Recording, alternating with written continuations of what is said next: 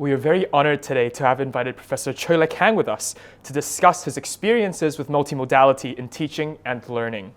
Professor TSUI is an associate professor in the Department of Chinese and History at the City University of Hong Kong. He specializes in mid-imperial Chinese history and culture, as well as the digital humanities. Thank you very much for coming today to speak with us, Professor TSUI. May I start us off by asking you, why do you think multimodality is becoming increasingly important in today's world as well as the future? Sure. In today's digital age, students are native digital learners who naturally consume and interact with information through multiple channels. Digital, mobile, constantly connected and interactive. With the rise of AI and advancing technologies, the ability to engage with and create content across different modalities has become essential for effective communication and learning. So to prepare our students for future study and work, we must integrate multimodality into their learning. This doesn't mean neglecting the importance of reading and writing. In fact, in this era of multimodality, students need even stronger literacy skills than ever to understand knowledge and the world through different media. So for instance, texts, images, and videos. To be an efficient and successful communicator, they should equally demonstrate digital competence in presenting their ideas in a more engaging and persuasive way through the use of multimodal genres such as podcasts, infographics, or documentaries. This is at least what I think as a humanities teacher. Thank you very much. To build on that, how do you use multimodal teaching materials or assessments to enhance students' interests in learning? As historians, we naturally work with texts, but I also integrate various digital tools to enrich my students' learning experiences. So for example, I use online repositories of texts such as C-Text for digitized historical sources and tools like Hypothesis for collaborative text annotation with my class. I also incorporate data visualization techniques such as mapping, social network graphs, and timeline creation to support historical analysis based on digital data from databases and digital texts. And one of my favorite assignments involves students teaming up to create podcasts about history, allowing them to showcase their storytelling talents. At the same time, I believe in balancing digital methods with traditional hands-on learning. And that's why I organize field trips, library tours, museum visits, and exercises involving physical books. Being in the same physical space and engaging in old school activities help build rapport, which forms the foundation for meaningful interaction across all other media.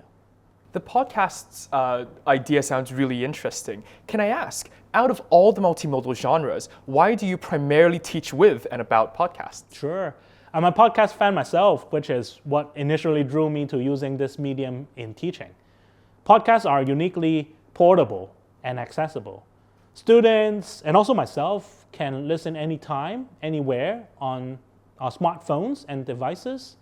And more importantly, podcasts bring historical texts and stories to life through engaging storytelling and allowing listeners to absorb information while experiencing them in an entertaining and dramatized way. Conveying emotions, atmosphere, and the experiences of others through sound alone is challenging, but incredibly rewarding if it could be done well. This immersive audio format captures attention and fosters deeper emotional connections with the material.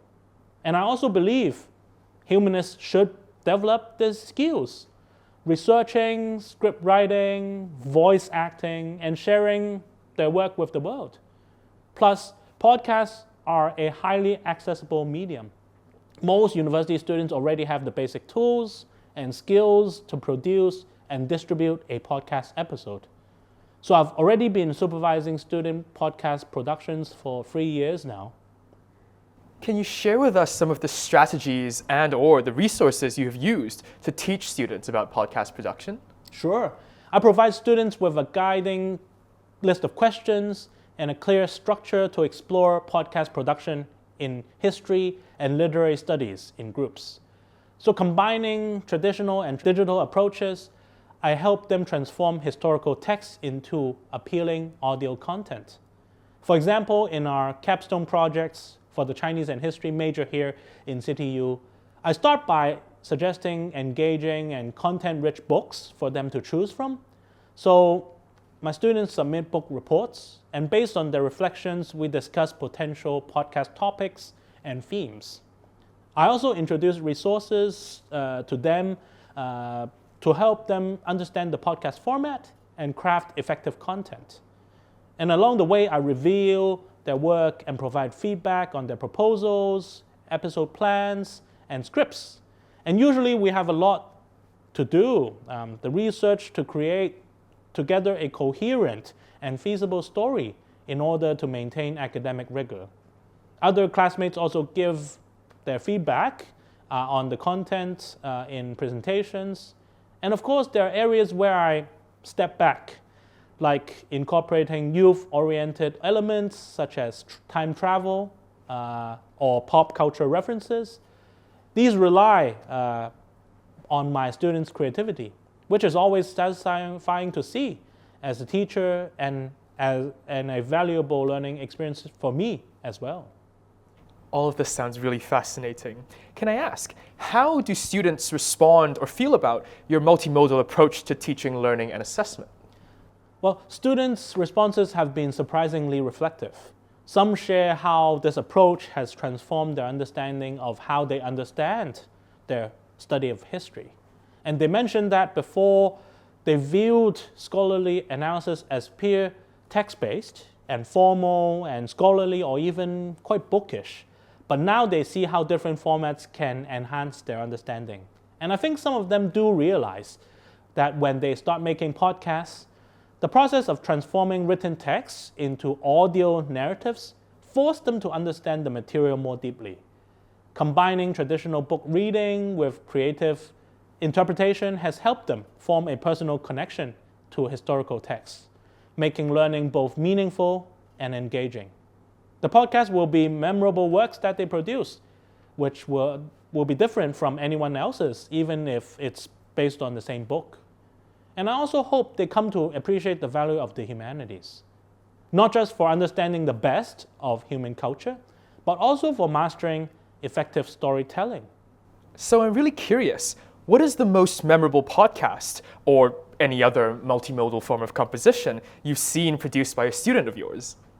Well, students have created remarkable projects based on our readings, ranging from stories about the Silk Road in medieval Inner Asia to creative interpretations of Eileen Chang's letters. So let me highlight two podcast projects from this year. One group of students produced an intimate reading of Eileen Chang's letters, structuring their podcast as a series of letter readings, interwoven with historical context and biographical narrative. So Eileen Chang, the most famous female writer of 20th century China, became the focus of this project. The students carefully matched voice actors to specific letters, added subtle background sounds like paper rustling and pen writing, and maintained a pacing that honored the text's rhythms. They picked from 100 letters, so this was no small feat. And another memorable series focused on the Silk Road. The students used regional music and sound effects to recreate the historical atmospheres of oasis kingdoms in medieval times. They created even these postcards for each episode to complement the audio content.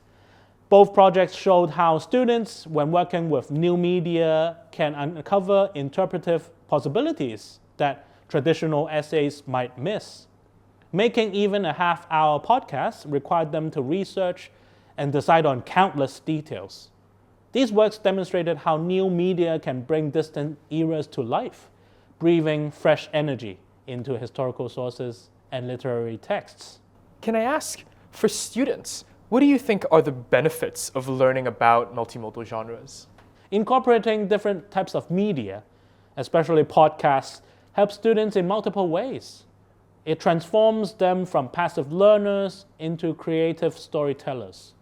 So for example, this year, my students produced two impressive podcast series, one about women along the Silk Road and another about Eileen Chang.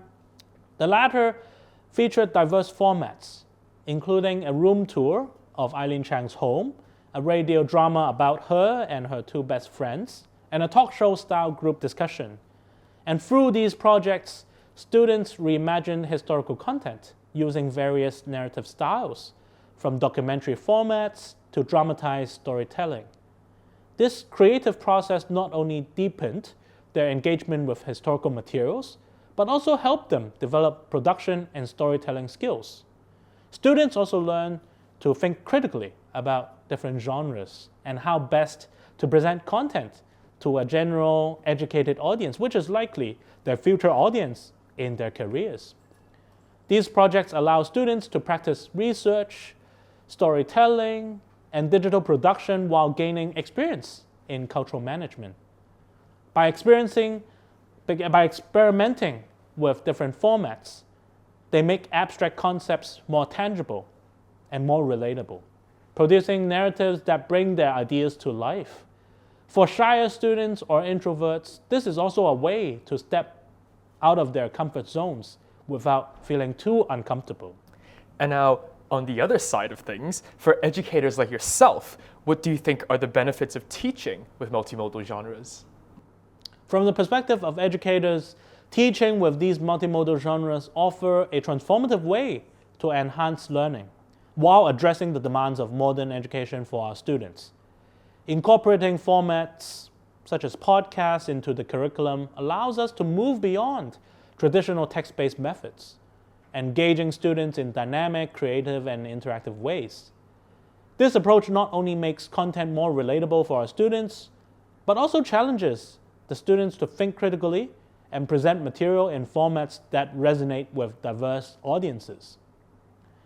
For us as educators, this shift also means adapting and learning alongside our students, mastering new media and understanding how to engage new audiences.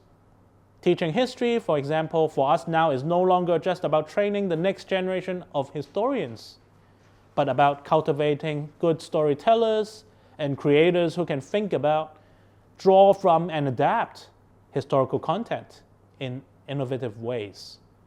By balancing these new approaches with traditional methods, we prepare students with essential skills for the future, while reinvigorating our own teaching practices.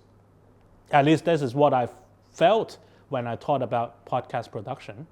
And finally, could you say a few words about our UGC Teaching Award project on exploring new multimodal genres beyond traditional academic literacies? Sure. I'm deeply impressed by this innovative project led by the Interinstitutional English Across the Curriculum team, which reimagines humanities education for the modern era. What makes this project truly remarkable is how it thoughtfully tackles the challenges of teaching in a technology-driven world. By developing teaching and learning materials for multimodal academic genres such as podcasts, documentaries, and infographics, the project blends academic rigor with digital approaches to equip students with essential skills that extend far beyond the classroom. Its focus on both digital literacy and critical thinking is exactly what students need to succeed in the future. This forward-thinking initiative deserves recognition and support as it prepares the next generation to navigate and contribute meaningfully to a rapidly evolving and tech-driven world. Thank you very much, Professor Choi, for sharing your insights and experiences with us today.